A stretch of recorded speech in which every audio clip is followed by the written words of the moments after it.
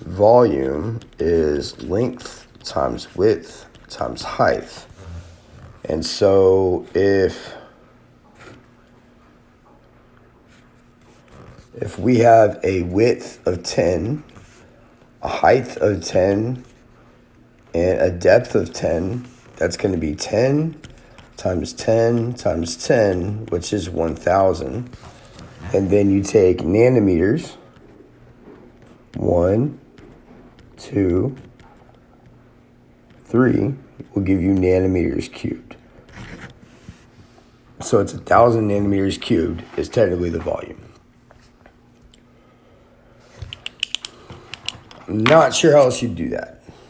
All right, so let's look at the rest of them. So it says, give 1 pump of gas to observe the behavior. What would you describe this? How would you describe this? Okay. So I just said uniform movement, and uniform movement basically meaning that it carries out as a wave until it comes in contact with another particle or a wall. Okay. So it's going to act in the fashion of a wave until that happens. So I just said there's uniform movement. It says record the pressure, temperature, and volume. Okay. So we have a pressure of 5.8. Again, up here I use 43 particles.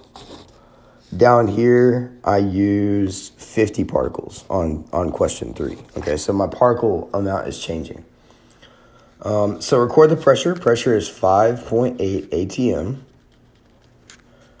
My temperature, it says, is 300 Kelvin.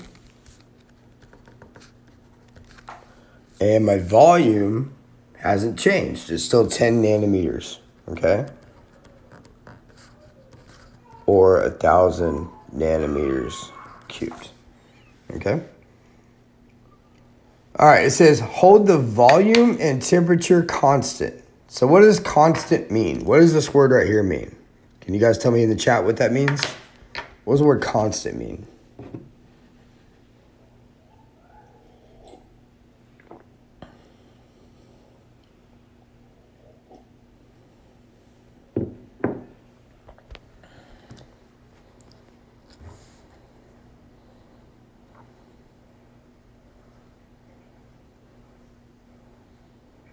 I can hear Jonathan typing. Not really. Yeah, keep it the same. Exactly. Perfect. So constant, the word constant means that the volume, we're going to lock the volume to where it won't change. And we're also going to lock the temperature to where it won't change. So, and we're going to give it 1 more pump. Okay. So that means we're going to hold the pressure and the temperature. The volume and the temperature constant. Get 1 more pump, record the number of particles and the pressure in the data table below, describe what you saw, okay? So if we are going to pump this 1 more time, we're gonna have to hold the volume and the temperature constant. So we're gonna spray this down and hold it down. And when we do that, we get a whole nother release. The volume has not changed at all, okay? So we're holding that constant. The pressure has increased to 11.7 atm, and the temperature is still constant at 300 Kelvin because we haven't gone down here and added any heat, and we also haven't taken away any heat, right? We haven't made it colder. So all you're looking at, because your volume's not changing and your temperature's not changing, is this pressure gauge. Okay, the pressure gauge reads 11.7 atmospheres. So when we go back to this question, it says that we hold the volume and temperature constant and give 1 more pump, which we did. Record the number of particles. Number of particles now is at 100. Okay? So there are 100 particles up from the 50 where it was before with a pressure of 5.8. So again, because we're adding in an additional 50 particles, our pressure is going to increase as well because there's more things for it to bump into. Okay, so 100 particles, record the number of particles and the pressure in the data table below. Okay, so the data table below, we started out with 50, if you remember that, at a pressure of 5.8 atmospheres, right? Okay, then we went to 100 and it went to 11.7 atmospheres. Okay, I don't know why I did that extra dot there. Sorry about that. 11.7 atmospheres, okay? So what I would do now is I would just go back to this, and I would do this 3 more times, okay? So we're gonna go up and go down. We haven't changed our volume, and we haven't changed our temperature. Our pressure now becomes 17.5, and our particle load is 150, okay? So we go back here, we say 150, and then we say 17.5. Okay, I'm not going to do that part. I'm going to let you guys complete that now that you kind of understand what you're doing. If you are good to go at this point, give me a thumbs up in the chat so that way I know that you guys are understanding what I'm talking about.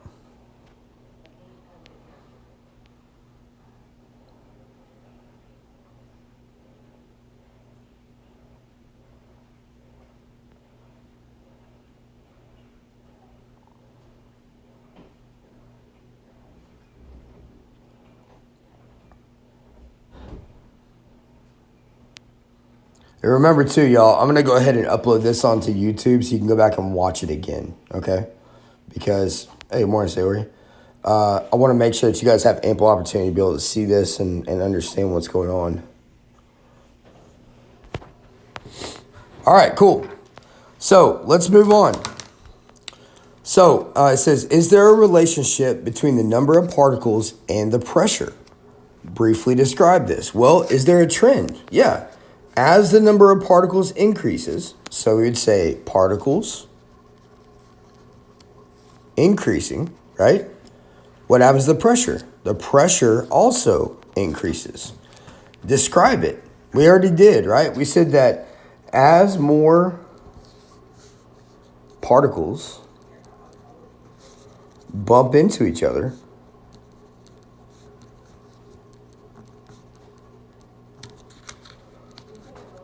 the higher the collision rate,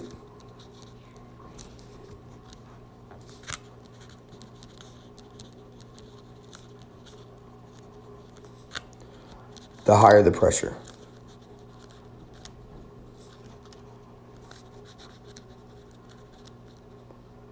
And honestly, that's an AP style answer right there, okay? Because you're explaining what's happening and why it's happening, and then you're explaining the resultant of it, okay? Now, we do not do free response questions in my class at all, ever. I shouldn't say that. That's not true. We do sometimes, but we haven't lately, and we definitely haven't on any test. So if I ask this type of question on a test, it's going to come in the form of a multiple choice question, and you'll probably be given data similar to this, and you'll have to describe what's actually going on, okay? So I just want you guys to be aware of that. So if you see a question like this on a quiz or a test, you're going to know why it's there and what you're looking for. My voice is starting to go. At least it feels like it. All right, what is the pressure in the container due to? Well, we just described it right here. We just said that the pressure in the container is basically due to the collision rate. Okay, so the answer here is going to be collision rate for this one. Collision rate of particles. All right. That's the whole first page. Now look, I think the reason why I'm getting a lot of kickback on this one from you guys is, number one, it is a long assignment. I realize that. Number two, you have to actually work through the sim, the PHeT program, in order to actually get these answers. So you can't, I mean, you could cheat. You could try and find a way to cheat, but it's going to be incredibly difficult.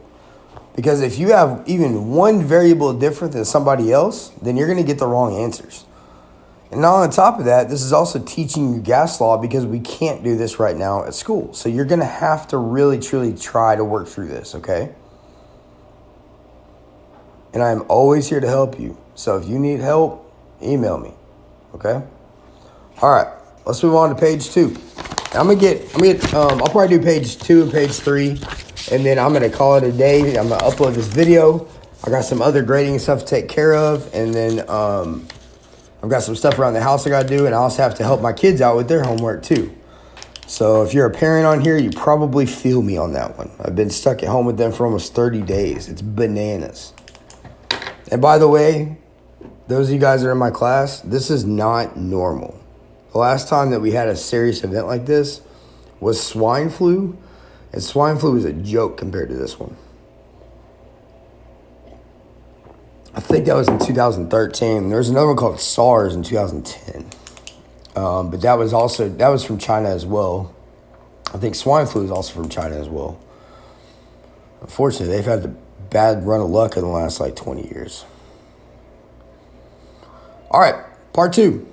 Okay, it says there are 3 parameters that need to be specified when describing a specific quantity of gas. They are pressure, volume, and temperature. We will keep the number of particles constant. So what does that mean? That means that we are going to keep the number of particles that we have at exactly the same amount. Let's just say 50. Okay?